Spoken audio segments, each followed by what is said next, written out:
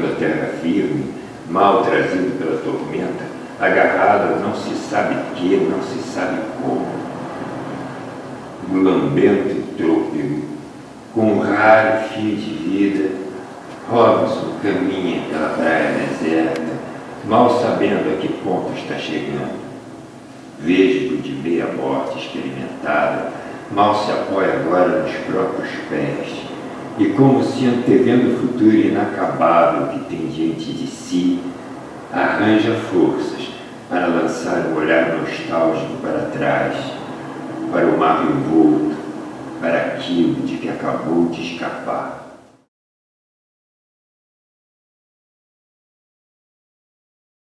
Palatrav Malakmik é uma história de conexão.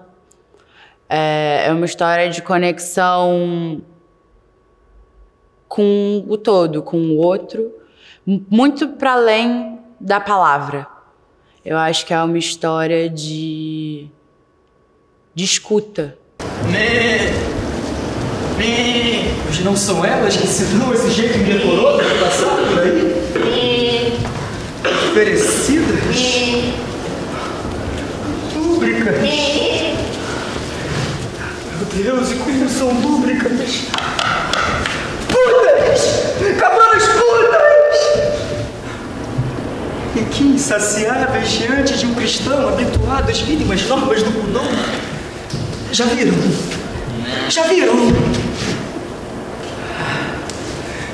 Vocês, os vegetais, não podem sequer imaginar o sofrimento de um homem perdido entre as cabras.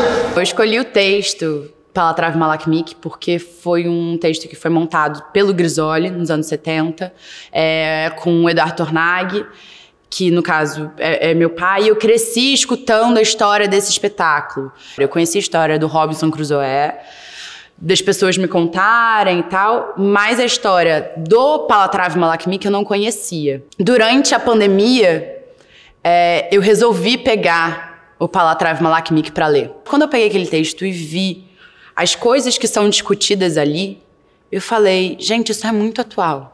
Isso é muito necessário agora, principalmente durante a pandemia, né? A questão da comunicação, a questão da relação com o tempo, com a solidão, a questão da culpa, né? Essa questão da religiosidade trabalhada de uma forma muito radical. Eu fiquei muito fascinada por esse mundo.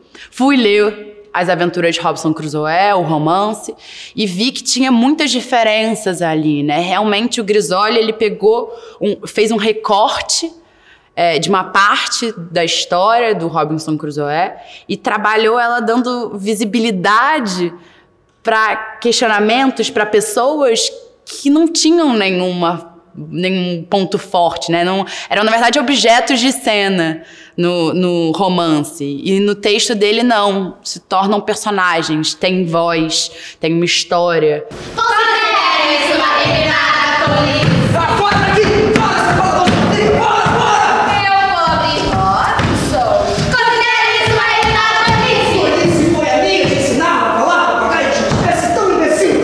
Meu pobre Robinson vai eliminar a Ai! Fora daqui, seus calhados despedados! O Robinson é um cara que ele, na minha visão, ele por estar naquele ambiente, ele, para manter a sanidade dele como ser humano e tal, ele busca todos os traços do que ele julga ser civilizado.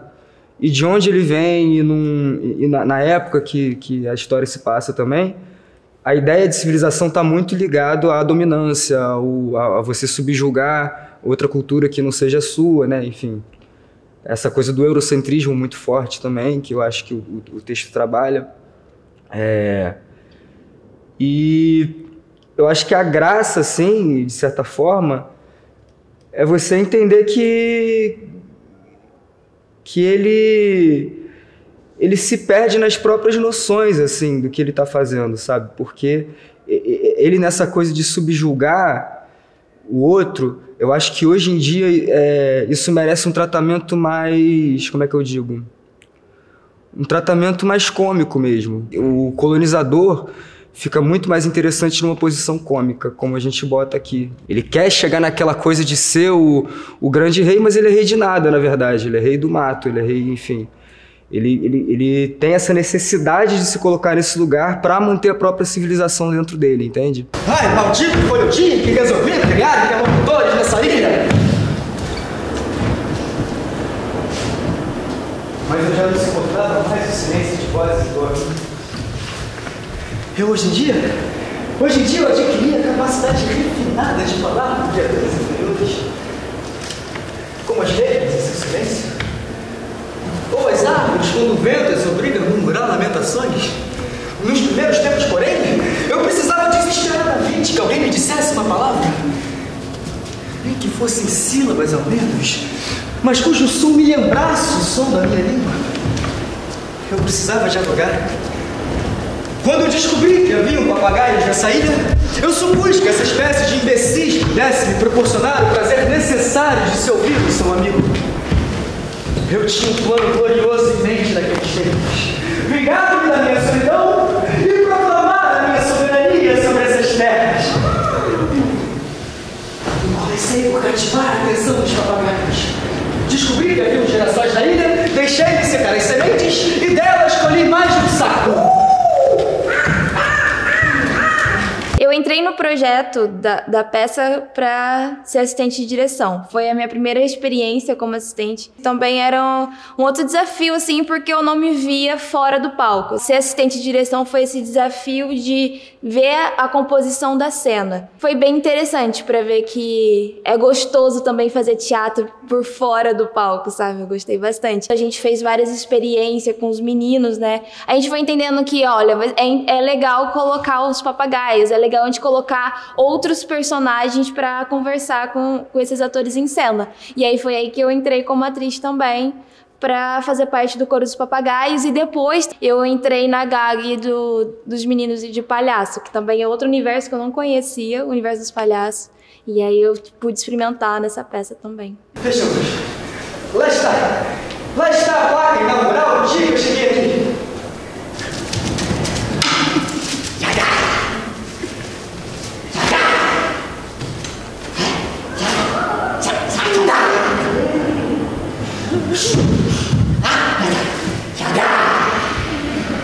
Deu muito trabalho escrever com essas placas, com essas letras grandes e garrafais assim. Aqui cheguei no dia 30 de setembro de 1659. Eu acho que a composição do personagem vem muito através já do roteiro, assim. Eu fui lendo, relendo e vendo as nuances que ele ia passando ali de um processo para o outro, né? A partir do momento que ele encontra o Seto, ele vai mudando um pouco a personalidade dele, as noções que ele tinha. O texto ele é muito enganchado, né? Então você vai entendendo o processo que ele está passando ali, mesmo você não tendo um contato com o texto original. É uma adaptação que ela é bem única, assim, no processo de desenvolvimento dele como alguém que está enclausurado ali, de certa forma, nessa ilha, né? Que também, de certa forma, é a própria cabeça dele. E aí, de repente, vem esse segundo elemento, que é o Seto, né? Que é o Sexta-feira. E isso muda a percepção dele das coisas, de certa forma, embora ele ainda mantenha essa essência de tentar ser o Napoleão, né? Essa coisa de dominância dele, né? Essa obsessão de ser o dominante da coisa. Selvagens! Não se mata um homem impunemente! Não na minha ilha! Não diante dos meus olhos! Robinson não permitirá um assassino sobre o seu reinado! Pou! Foge! Foge, filha da puta! Foge! E fiquem sabendo que eu sou o rei dessa ilha! Se essa história com um tiro, não foi? Fui eu! Eu sou o Deus do trovão e das chuvas! Eu sou o Deus da vida e da morte nessa ilha! Cadê a coragem? Cadê a coragem numa hora dessas? Iam matar um prisioneiro, comer um ser humano! Meu Deus, esse culto agora, gente. Ele se assustou contigo e se meteu por aí? Mas foi eu que ele salvou a vida. Ele vai ter que entender uma coisa dessas, né? Ele é um selvagem, um canibal, um primitivo. O que eu vou fazer com o selvagem da minha ilha? Eu não sei quem é esse homem, o que ele pretende, nem o que ele fez para merecer a morte da sua tribo. E se ele for um facínora? Eu vou ter que dar um tiro na cara dele! Mas fui eu que lhe salvou a vida. Socorro! Socorro!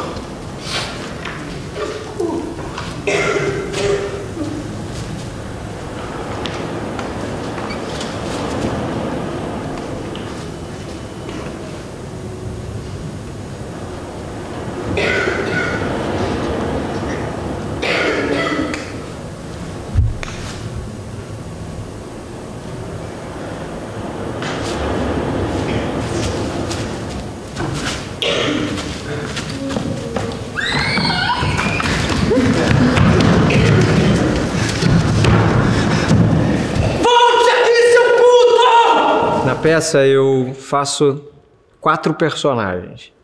Eu faço a cabra, o papagaio, o misto de cabra e papagaio e o Sexta-feira, Seto, mais rebatizado pelo Robinson de Sexta-feira. Na personagem do papagaio existe uma dificuldade que é andar de perna de pau. Eu fico na perna de pau, utilizando máscara, o que reduz o meu olhar, né, meu campo de visão. A composição desse personagem foi difícil, mas foi bem divertida de ser feita, porque eu pude explorar um pouco da minha pesquisa de palhaço e um pouco da minha pesquisa de pernalta nesse bichinho, nesse personagem que fica o tempo todo atazanando o Robinson, dando uma certa ludicidade para a peça. Eu faço também um personagem que é a cabra.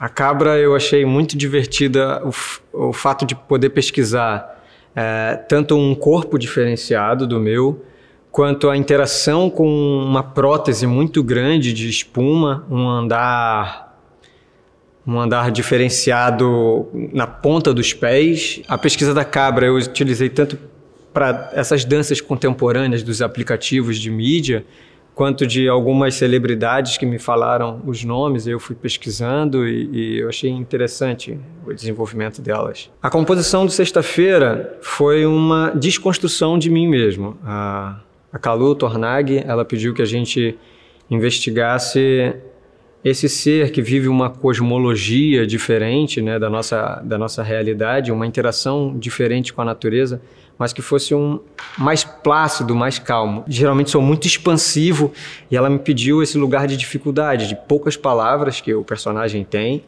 e de tranquilidade com o corpo.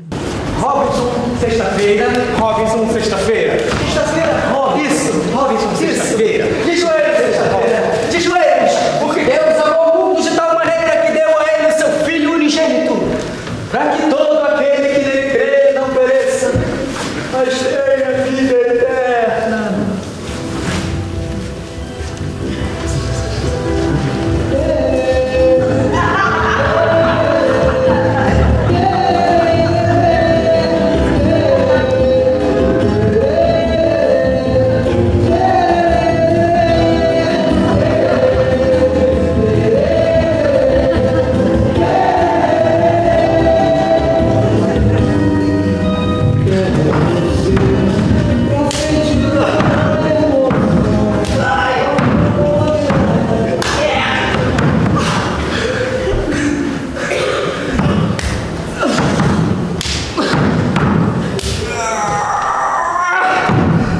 São 2 caras numa ilha, abandonadas sozinhos. É o único ser humano que ele tem ali, em teoria, né? Então, eu acho que é natural que esse desejo comece a vir de forma inconsciente para ele, né? Seja através de um sonho, seja através de um olhar que ele deu ali, que ele percebeu que está sentindo esse tesão, esse desejo, né? Só que ele é um cara que ele nunca vai assumir a culpa dele. Em sentido de, tipo, ele nunca vai assumir que ele está sentindo desejo. Ele vai falar, cara, eu tô sentindo desejo por esse cara. Ele vai pegar esse desejo e botar como se um outro fator externo, seja Deus, seja o próprio Sexta-feira, seja a situação que ele passa, para justificar esse desejo. Então ele entra no conflito de estar a fim de concretizar aquilo, né, de abraçar o cara, de beijar, enfim, de transar, que seja. de ter uma relação mais próxima com aquilo que antes era muito desconhecido e que ele tinha medo. E eu acho que por ser uma figura a qual ele tem uma repulsa de início, ele fica o tempo inteiro tentando justificar para ele mesmo o porquê ele não pode fazer aquilo. Agora com vocês, a luta menos aguardada de todo o século. De um lado, estamos o comedor de casa, o rei do papagaio e o rei da mandioca, Robinson Crusoe.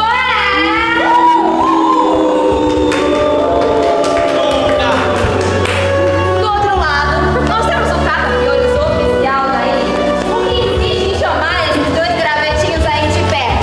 Com vocês, Cedor!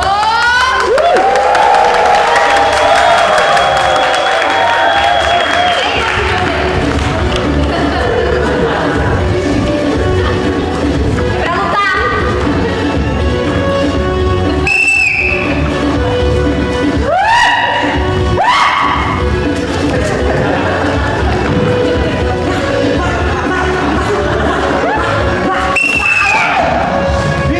Que porra é essa?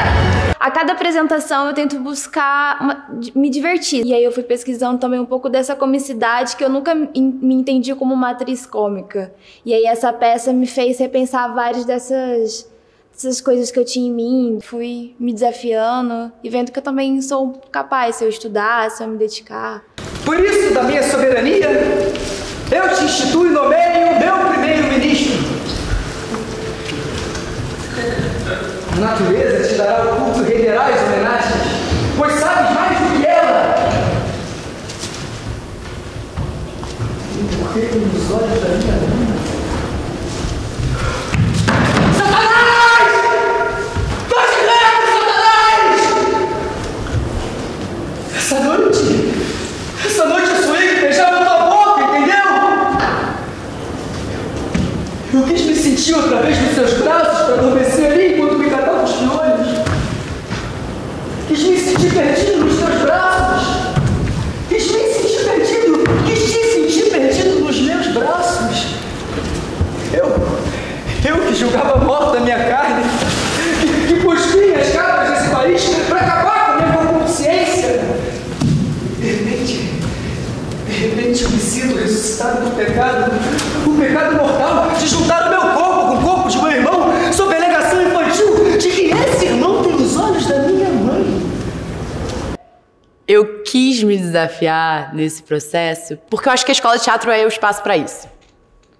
Na verdade, eu falei, eu nunca vou ter uma outra oportunidade de me desafiar tanto e de colocar ter tanto tempo, né, e ter espaço para tantos desafios que eu queria colocar. Então, por exemplo, a questão do palco.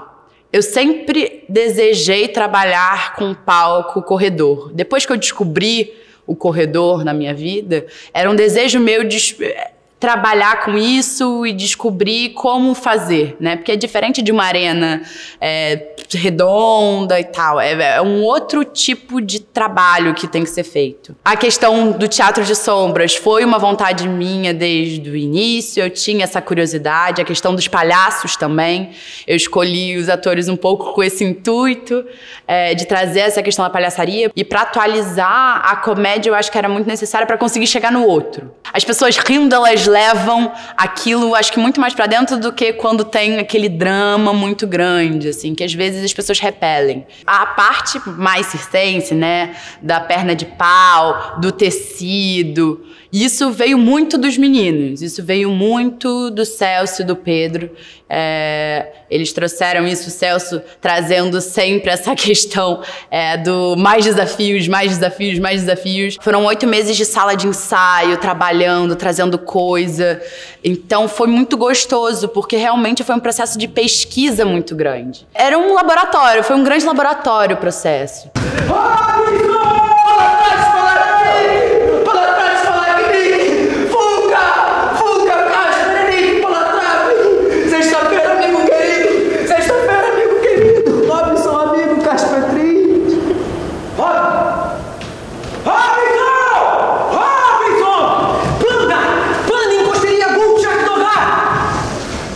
Mantenha calma, seu faixa.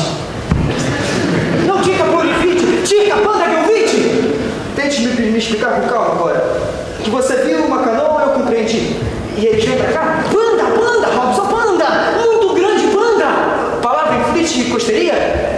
São selvagens sexta-feira? Aqueles que tentaram te matar daquela vez? Não, Robson, Malak! Muito grande, muito grande, Robson!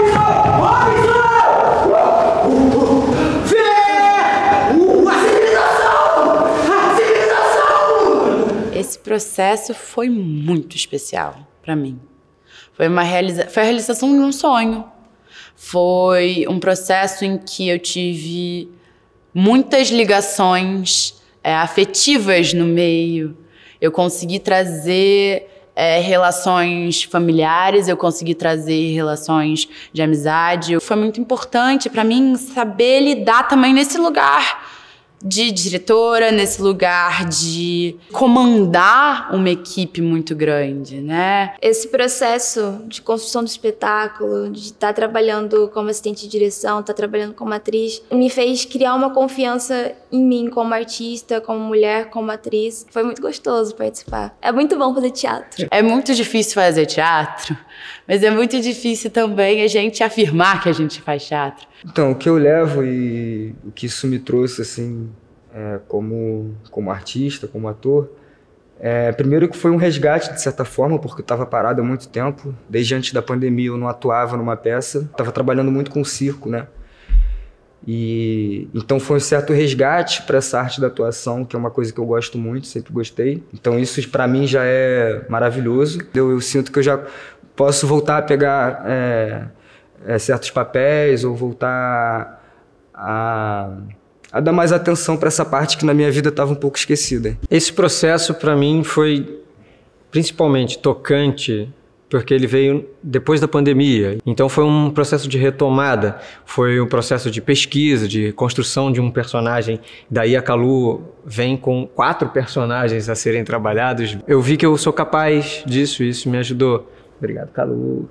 Palatrav Malak Mik. Eu acho que essa frase é fundamental. Palatrav Malak Mik. Traduzido como não se maltratar ou não maltratar a mim, né? Obrigada, galera. É por vocês que a gente tá aqui. Está vivo sexta-feira! Vivo! Terceiro Robinson!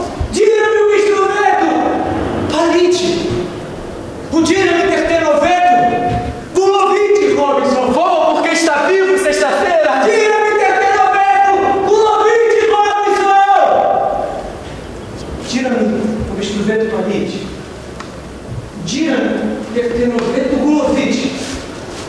Tira-me, Marco Freire! Aqui o bicho do dedo, reflite, Robinson.